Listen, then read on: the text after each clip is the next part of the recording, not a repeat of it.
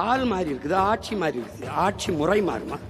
இல்லை, என்ன மாறிட போகிறது பார்ப்போம்.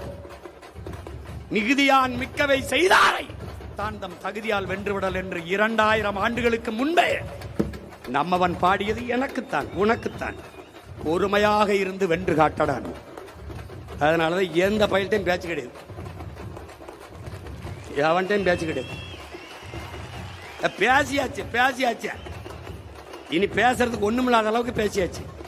காத்து, கடல், மலை, மரம், செடி, கொடி, ஆடு, மாடு எல்லாம் பேசியாச்சு. உனக்கு நக்கலாவும் நகைச்சுவாயிருக்கல, ஒரு நாள் நீ என்னை தேடுவ.